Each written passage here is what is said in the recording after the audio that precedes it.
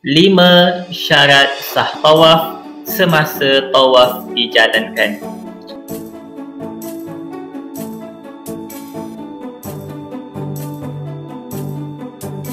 Alhamdulillahirabbil alamin wassalatu wassalamu ala asyrafil anbiya'i wal mursalin wa ala alihi wa sahbihi ajma'in. Semalam kita sudah membicarakan tentang 3 syarat sah tawaf yang perlu dibuat persediaan sebelum bermulanya tawaf. Pada hari ini kita sambung lagi, ada 5 lagi syarat sah tawaf yang perlu dijaga supaya tawaf yang dijalankan itu hukumnya sah. Share dan tag kawan-kawan, semoga sedikit kebaikan yang kita buat dipandang oleh Allah Subhanahu Wa Taala. Dan sepanjang saya membentangkan tajuk ini, jika ada komen soalan ataupun ada perbincangan ataupun ilmu yang anda ingin kongsikan ataupun pengalaman, silakan komen di bawah supaya kita dapat berkongsi bersama-sama dengan kawan-kawan kita, insya-Allah. Semoga kita istiqamah di dalam menuntut ilmu walaupun sedikit demi sedikit. Jadi hari ini kita teruskan kepada 5 syarat sah tawaf semasa tawaf dijalankan. Baik, semalam kita telah membincangkan tentang 3 syarat. Syarat itu perlu kita buat persediaan sebelum lagi bermulanya tawaf, dan semua syarat-syarat, ketiga-tiga syarat semalam itu perlu juga diteruskan sepanjang kita melakukan tawaf. Jadi pada hari ini ada lagi tambahan 5 lagi syarat. Kesemuanya disebutkan di dalam buku ini ada 8 syarat sah tawaf. Kita ulang semula apa yang kita belajar semalam sedikit, iaitu syarat sah tawaf. Apa maksud syarat sah?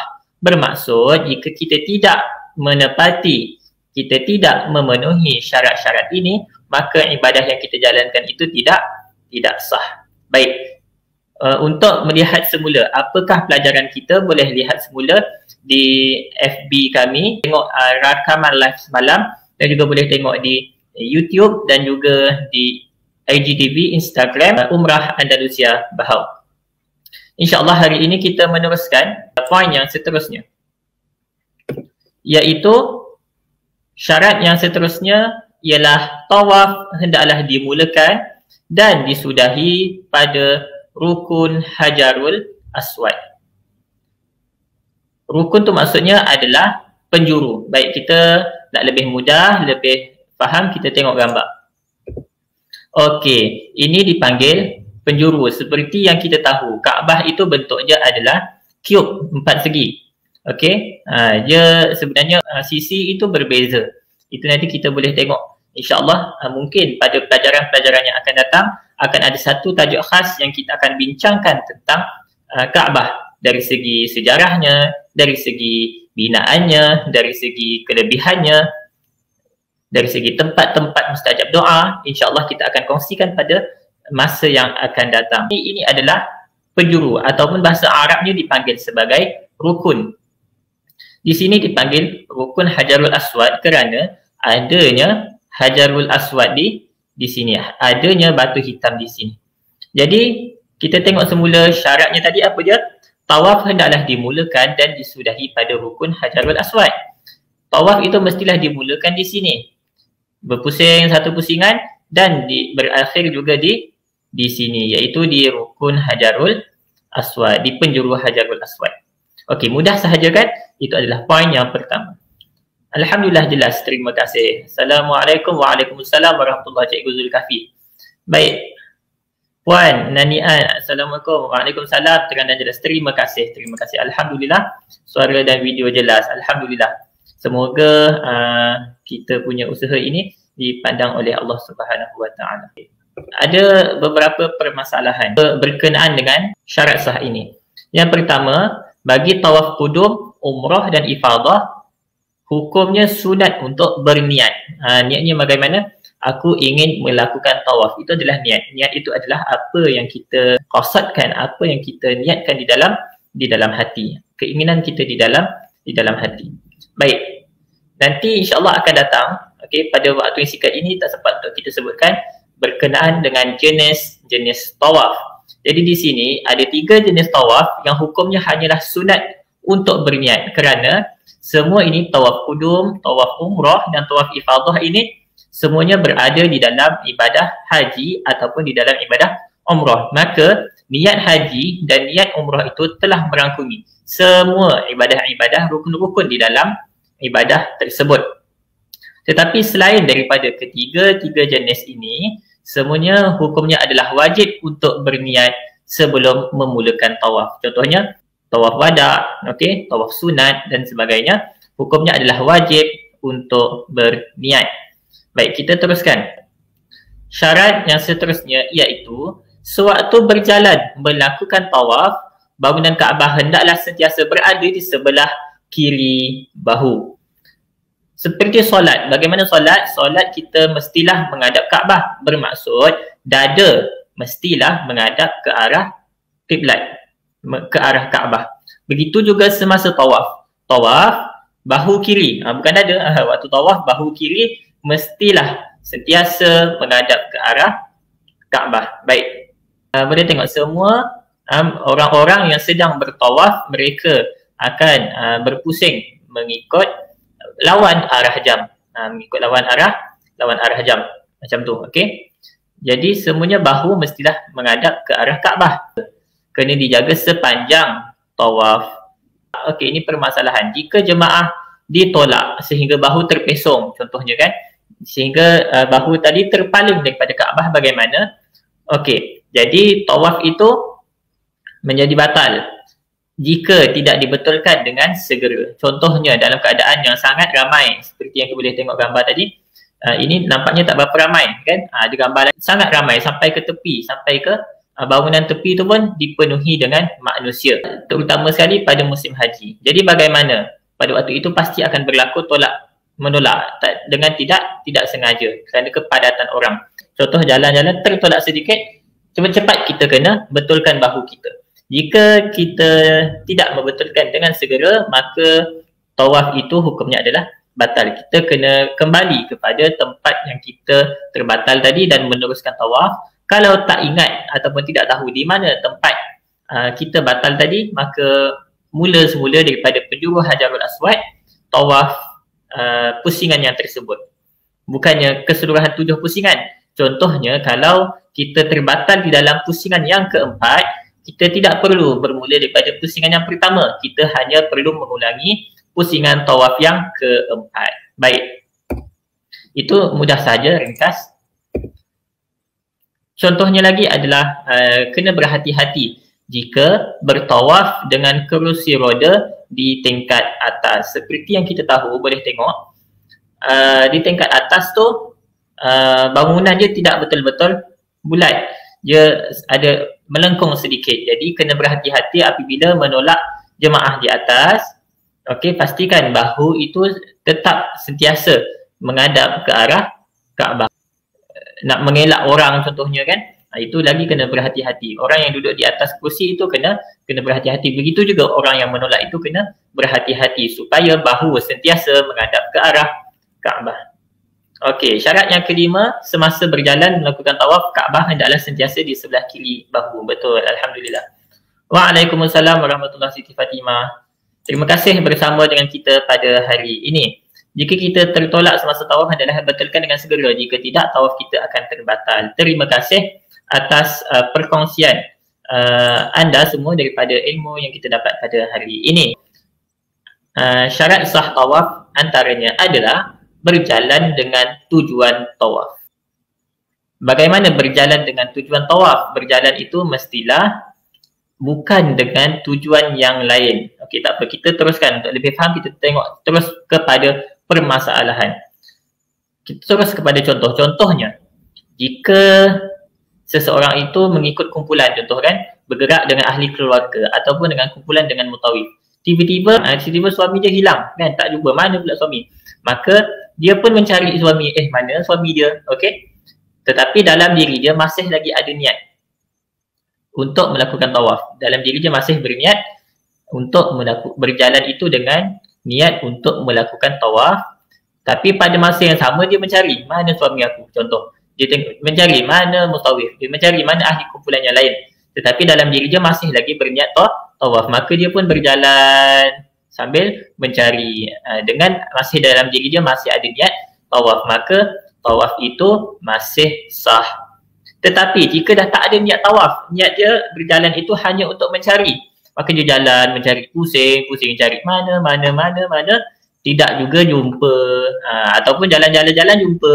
Jadi sepanjang perjalanan dia, jika dalam diri dia memang dah tak ada niat untuk melakukan tawaf, maka tawaf itu terbatal. Dia kena mengulangi semula perjalanan tadi dengan niat diri dia sentiasa dalam keadaan berniat untuk tawaf.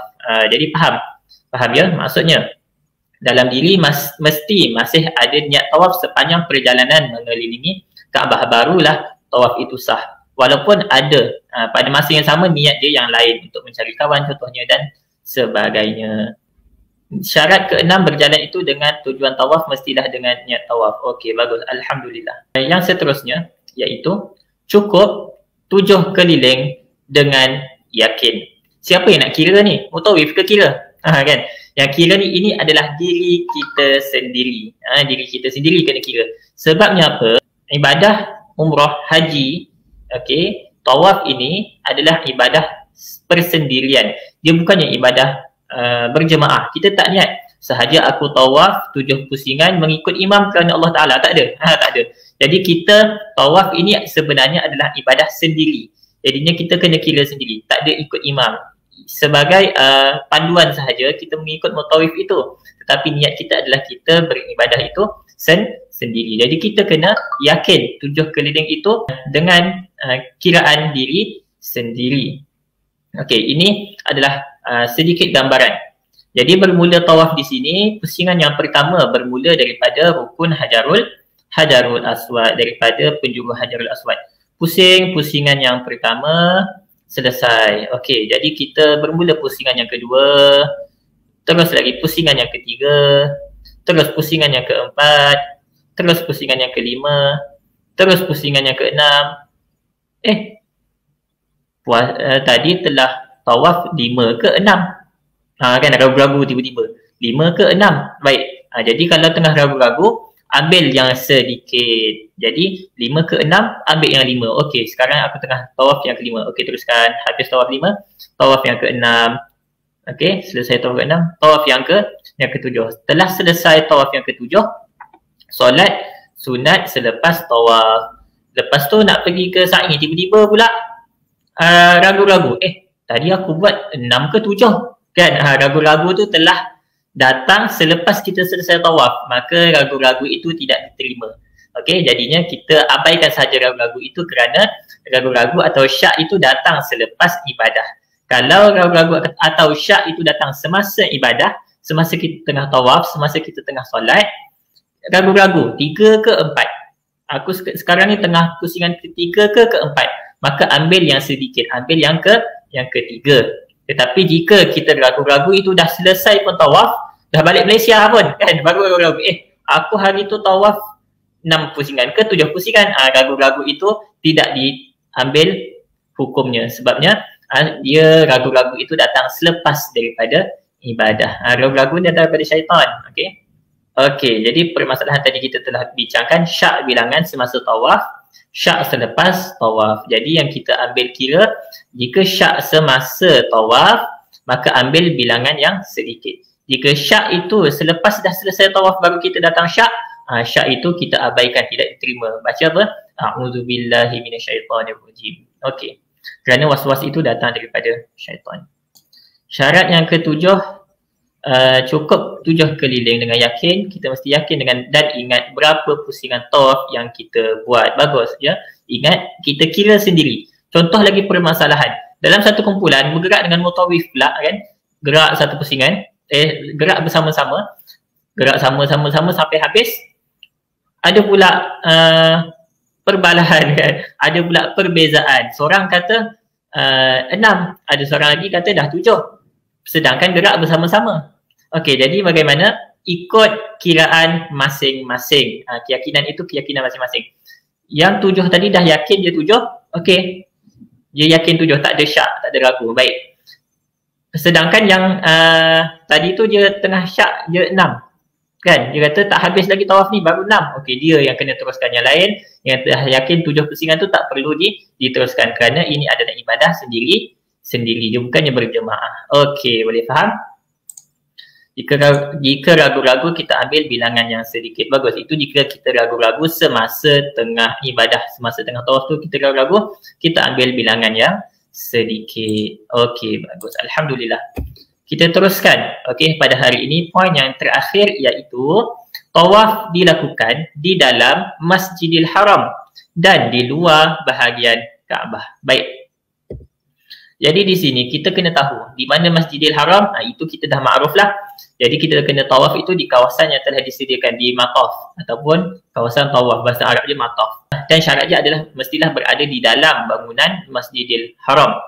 Mestilah dilakukan di dalam Masjidil Haram dan di luar bahagian Kaabah. Baik, jadi kita nak tahu luar bahagian Kaabah, kita kena tahu di mana bahagian Kaabah. Baik, jadi kita boleh tengok kat sini, Hajarul Aswad bahagian Kaabah, dinding Kaabah, kelambu Kaabah, ini sebahagian daripada Kaabah.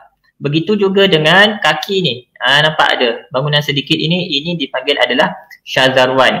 Pada zaman Nabi Ibrahim dulu, okey, bangunannya sampai ke sini, dindingnya sampai ke sini. Tetapi sejarahnya pada zaman jahiliah, mereka hanya menggunakan daripada harta-harta yang halal sahaja. Maka dikumpul-kumpulkan cukup hanya untuk membina dengan binaan seperti ini. Bentuk binaannya dikekalkan seperti ini, walaupun telah direnovate dengan bangunan yang baru, tapi binaan dia macam ni. Dulu sini pun pada zaman Nabi Ibrahim pun dia berbentuk ada dinding. Okey, ada dinding, okey, di sini.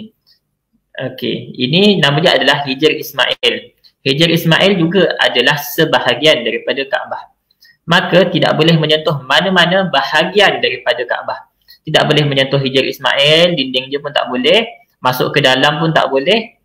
Okey, sentuh Syazarwan yang bawah ni, kaki Kaabah ni pun tak boleh. Menyentuh kelambu Kaabah, Hajarul Aswad pun tak boleh semasa tawaf. Ini maqam Ibrahim boleh ke tidak kita nak lalu di dalam ni? Lalu di sini boleh, tak ada masalah. Dia bukan sebahagian daripada Kaabah. Lalu sini tak boleh. Okey, walaupun sini pintu dia selalu tutup, tetapi masuk ke dalam Hijr Ismail ataupun menyentuh bangunan Hijr Ismail ini tidak boleh kerana ia adalah sebahagian daripada Kaabah. Jadi faham, mudah sahaja poin yang ini, iaitu mestilah tawaf itu dibuat di dalam Masjidil Haram dan di luar bahagian Kaabah. Jadi bagaimana jika tersentuh bahagian Kaabah, tertolak tersentuh bahagian Kaabah? Maka sama seperti tadi, kalau kita dah tersentuh itu, tawaf itu terbatal pada pusingan itu sahaja. Boleh mengulangi pada pusingan tersebut.